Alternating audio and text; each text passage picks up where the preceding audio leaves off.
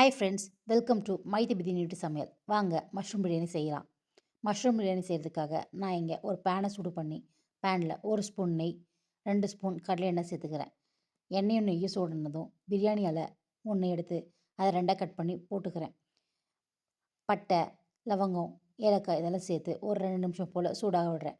இப்போ நான் இங்கே ஒரு வெங்காயத்தை நீள நீளமாக கட் பண்ணி வச்சுருக்கேன். அதையும் சேர்த்து 3 பச்சை மிளகாவை 2ஆக கீறி வச்சுருக்கேன். இங்கே வெங்காயம் வதங்கிறதுக்காக ஒரு 1/2 ஸ்பூன் தூள் உப்பு போட்டுக்கிறேன். இப்போ தக்காளி ஒரு 1 1/2 தக்காளி எடுத்து கட் பண்ணி போட்டுக்கிறேன்.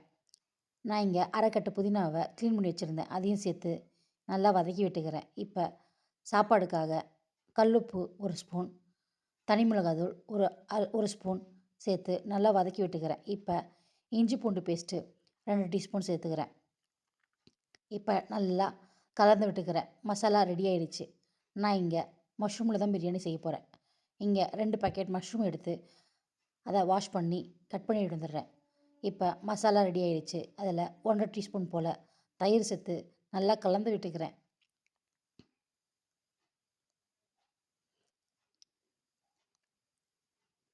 தயிர் எல்லா இடத்துலையும் நல்லா பரவுற மாதிரி நல்லா கலந்து விட்டுக்கிறேன்.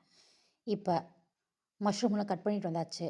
இப்போ நான் கட் பண்ண மஷ்ரூமை மசாலாவில் சேர்த்து நல்லா கலந்து விட்டுக்கிறேன். மஷ்ரூம் நான் இங்கே 2 பாக்கெட் மஷ்ரூம் எடுத்து மஷ்ரூம் எல்லாம் 4ஆக கட் பண்ணி சேர்த்துருக்கேன். மஷ்ரூம் எல்லாம் சேர்த்ததுலேருந்து மஷ்ரூமில் நல்லா தண்ணி விடும். அது வரைக்கும் வெயிட் பண்ணிக்கலாம். தண்ணி எல்லாம் வற்றி மஷ்ரூம் பாதியாக சுருங்கிடுச்சு. இப்போ நான் 1 கப் அரிசி எடுத்து வச்சுருந்தேன். 1 கப் அரிசிக்கு 2 கப் தண்ணி ஊற்றிக்கிறேன். இப்போ ஏற்கனவே ஊற வச்சுருந்த அரிசியை தண்ணி வடித்து அதுலேயும் சேர்த்துட்டு ஒரே ஒரு அரை எலுமிச்சை பழத்தை சேர்த்து தண்ணியை ஒரு குக்கர் மூடி போட்டு வற்ற விட்டுக்கிறேன். இப்போ தண்ணி நல்லா வற்றிருச்சு. நான் இங்கே குக்கர் விசில் வைக்க போகிறதில்ல, அதுக்கு பதிலாக தம் வைக்க போகிறேன். இப்போ பிரியாணி எல்லாம் நல்லா இது பண்ணிவிட்டு சாம் பண்ணிவிட்டு குக்கர்லேருந்து குக்கரோட விசிலை மட்டும் எடுத்துக்கிறேன். இப்போ நல்லா டைட்டாக மூடிட்டு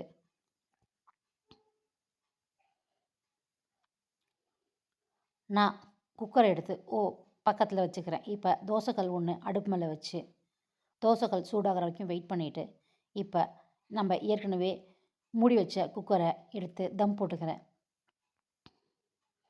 வெயிட்காக நான் குக்கர் இடிக்கிற கல்லை சேர்த்துக்கிறேன். இப்போ ஓப்பன் பண்ணி பார்க்குறேன். பிரியாணி நல்லாவே ரெடி ஆயிடுச்சு. சாப்பிட்றதுக்கும் நான் ரெடி ஆயிடுச்சு.